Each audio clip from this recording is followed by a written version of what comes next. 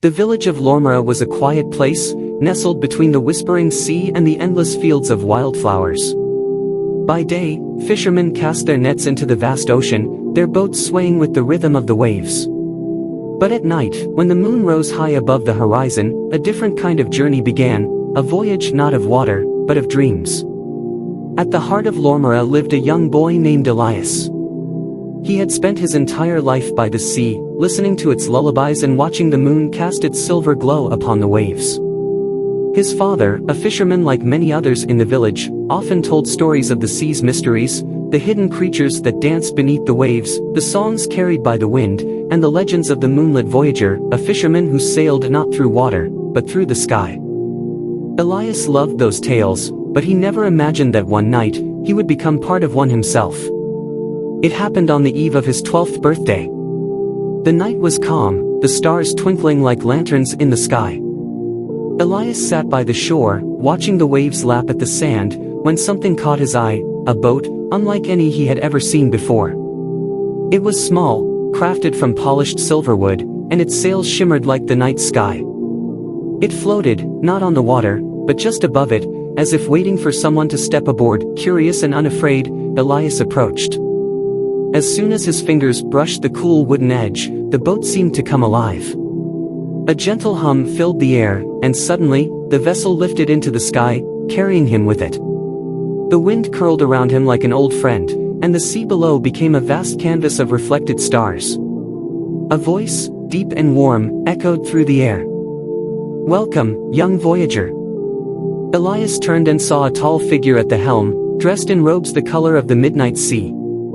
His hair was silver as moonlight, his eyes held the wisdom of 1,000 journeys. He was the Moonlight Voyager himself. "You have been chosen to sail the skies tonight," the Voyager said, his smile gentle. "For there are dreams waiting to be caught, and wishes waiting to be granted."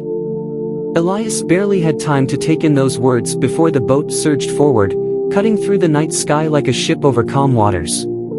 They sailed past clouds that glowed like lanterns, through winds that carried the soft melodies of sleeping children. Below them, the world stretched out in a patchwork of silver rivers and golden fields. "Where are we going?" Elias asked, his heart pounding with excitement. The Voyager chuckled. "To gather the lost dreams. Every night, dreams drift away, forgotten by the dreamers who once held them close. It is our duty to collect them and return them where they belong." Elias peered over the side of the boat. Below, shimmering wisps of light floated in the air, dreams, lost and wandering. He reached out, and as his fingers brushed one, an image blossomed in his mind, a young girl dreaming of flying over mountains, the wind in her hair. "That one belongs to a child named Amara," the Voyager said. "She forgot her dream when she woke, but it still lingers, waiting to be remembered." Elias watched as the dream wisp gently floated into the boat, settling into a small, glowing jar. "And now," he asked. "Now, we return it," the Voyager said, steering the ship towards a tiny cottage by the sea. As they drifted over the rooftop, Elias sprinkled the wisp down through the open window. He saw the sleeping girl sigh in her slumber, a smile gracing her lips as the dream returned to her mind. They traveled across lands Elias had never seen before, vast deserts painted in silver light, forests that shimmered like glass, and lakes that reflected the dreams of the world. They collected dreams of adventure, of love, of forgotten places waiting to be remembered. With each dream they gathered and returned, Elias felt a sense of wonder unlike anything he had ever known. As the night stretched on, the boat carried them higher, past the tallest peaks, past the drifting clouds, until they reached the edge of the stars. Here, the sky was endless, a vast sea of twinkling lights.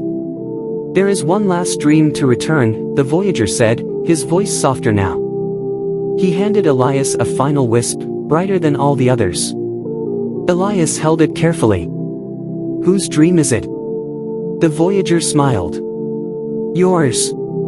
Elias blinked in surprise. "Mine?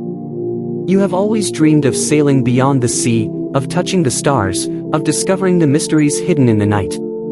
This voyage has been your dream, Elias. And now, it is time to return."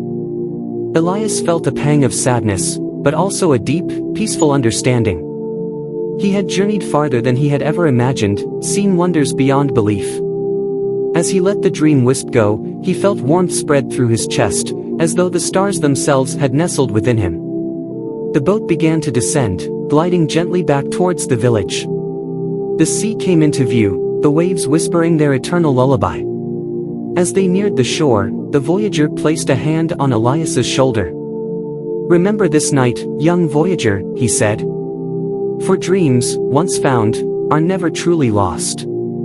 The silver boat touched down, and Elias stepped onto the sand.